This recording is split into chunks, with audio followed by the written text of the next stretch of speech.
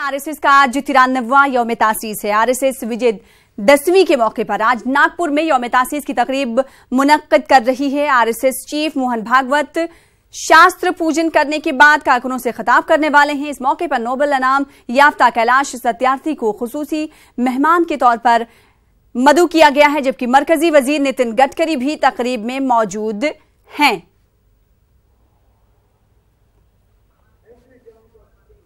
और इस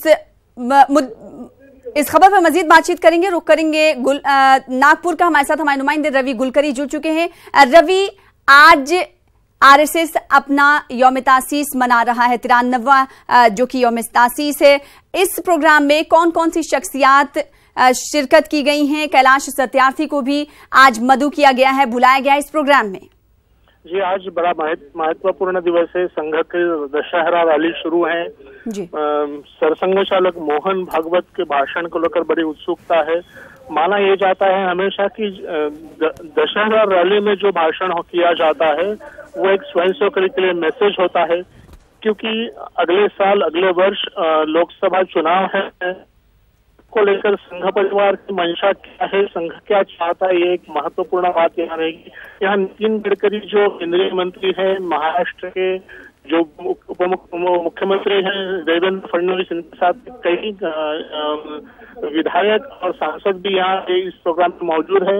अभी कैलाश सत्यार्थी जी का भाषण शुरू है। उन्होंने ये बात कही है कि बच्चों को लेकर देश में जो जिस प्रकार की स्थिति है, खासकर शिक्षा के क्षेत्र में उसे सुधारना चाहिए और उसके ऊपर उन्हें भर दिया हुआ है।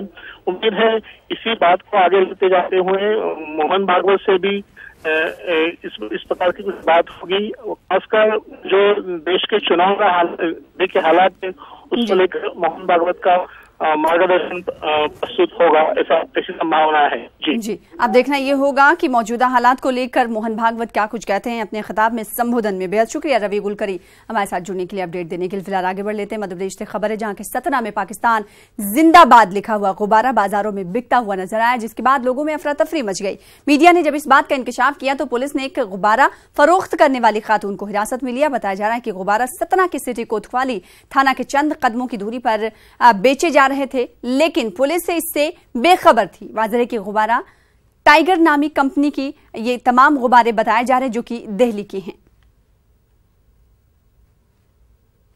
साहब, ये गुब्बारे में पाकिस्तान जिंदाबाद के वो लगे हुए हैं। एक मिनट, हाँ मतलब ये नहीं हमारा काम। एक मिनट हाँ मतलब मेरा निवेदन मैं समझ लूं। चलो, तो क्या है पूरा मामला जानने की कोशिश करेंगे। खुद रुख कर लेते हैं सतना का। हमारे साथ हमारे नुमाइंदे शिवेंद्र बघेल जुड़ चुके हैं। शिवेंद्र, बताइएगा क्या है ये पूरा मामला, पुलिस क्या कुछ कह रही है, कब ये गुब्बारा दिखा इलाके में ज्यादा तादाद में, और उसके बाद पुलिस का क्या कुछ कहना है? देखिए सर, मैं आपको बता दूं कि सनसनीखेज मामला सामने आया है। ये जो टाइगर कंपनी के नाम से एक गुब्बारा है जो पैकेट में रहता है, उसपे बड़ी तादाद में एक हरे कलर का गुब्बारा है जिसमें पाकिस्तान जिंदाबाद के नारे लिखे हुए हैं, साथ ही में पाकिस्तान का फ्लैग भी है। इसकी शिकायत लोग कल समाज सेवियों ने की है और पुलिस इस मामले की अब जांच शुरू कर दी है, क्योंकि इस बात का खुलासा जब हुआ कि एक समाज सेवी ने बर्थडे पार्टी के लिए गुब्बारे का पैकेट खरीदा और जब घर जाके गुब्बारे में हवा भरी तो पता चला कि उस गुब्बारे में पाकिस्तान जिंदाबाद के 4 बैलून उसपे पाए गए। इसके बाद पूरे शहर में इस तरह के जो टाइगर नाम की कंपनी है जो गुब्बारा बेचती है, उस पैकेट में इस तरह के गुब्बारे, जो एक पैकेट में 20 गुब्बारे रहते हैं, उसमें 2 या 3 गुब्बारे ऐसे निकल रहे हैं जिसमें पाकिस्तान जिंदाबाद लिखा हुआ है। इसकी शिकायत पुलिस से कर दी गई है। अब पुलिस भी आनन फानन तस्वीर शुरू कर दी है और एक महिला को पुलिस ने हिरासत में लिया है। और सबसे चौंकाने वाली बात यह है कि जो विक्रेता है, ये जो जगह जगह लोगों को गुब्बारा बेच रहे हैं, ये सतना जिले के नहीं है, बल्कि ये खानाबदोश जिंदगी जीते हैं और इनका बयान भी लगातार बदल रहा है। कभी वो ग्वालियर की बताते हैं तो कभी दिल्ली की तो कभी इलाहाबाद की।